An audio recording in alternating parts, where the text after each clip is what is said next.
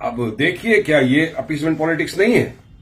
हम तो जब एमएलए थे, जब हम असेंबली में जाते थे, वहां पर भी हमने हर मर्तबा इस विषय को उठाया कि मदरसों के अंदर जो लोग पढ़ाते हैं, मौलाना मौलवी, उनके पगार को बढ़ाइए, माइनॉरिटी के बजट को इंक्रीज करिए, बढ़ाइए। आप मदरसे को मॉडर्नाइजेशन की जरूरत है, आप मॉडर्न कीजिए, उसके लिए फंड्स बढ़ाइए। मगर सरकार के कान में तो जू नहीं रेंग रही थी।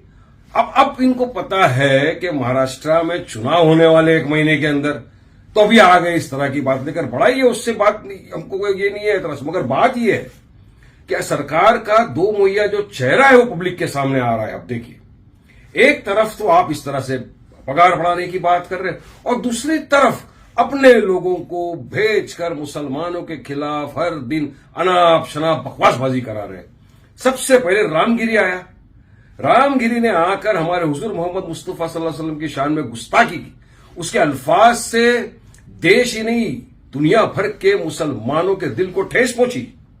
और महाराष्ट्र के मुख्यमंत्री शिंदे जी उसको अपने स्टेज पर बिठाया और कहा कि मैं देखता हूं इसके बाल को भी कौन हाथ लगाता है। तो यह आपका मुसलमान की तरफ प्रेम है। उसके बाद आप अपने नफरती चिंटुओं को छेड़ते हो। राणे जैसा लड़का इतना सा चिंटू, छोटा चड्डी आता है और तमाम लोगों के बीच में खड़े होकर बोलता है कि मुसलमानों को मस्जिद में घुसकर चून चून के मारेंगे। सरकार खामोश रहती है। महाराष्ट्र के उप मुख्यमंत्री देवेंद्र फडणवीस जी बयान देते हैं कॉन्क्लेव के अंदर कि हमने एफआईआर किया है ना। वो तो बोलेगा ना, अरे एफआईआर क्या, उसको अरेस्ट करो। अरेस्ट नहीं करेंगे, आपने जानबूझकर उनको छोड़ा है क्योंकि आपको समझ में आ गया कि महाराष्ट्र के अंदर महाविकास, जो ये महायुति सरकार है, इसको अपनी कुर्सी पूरी तरह से अपनी खिसकती हुई नजर आ गई, जमीन सरकती हुई नजर आ गई। अब ये आ गए हैं पोलराइजेशन पे। अब यही आएगा, गाय दंगा, गंगा, मंदिर, मस्जिद, पाकिस्तान, मंगलसूत्र, घुसपैठिए। अब ये तमाम चीजें ये लेकर आएंगी क्योंकि डेवलपमेंट और विकास के नाम पे तो सरकार टोटल फेल हो चुकी है।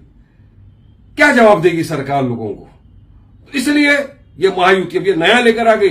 लेकिन जैसा कि मैंने कहा कि इनकी नीयत साफ नहीं है, नीयत में ही खोट है पूरी की पूरी सरकार की।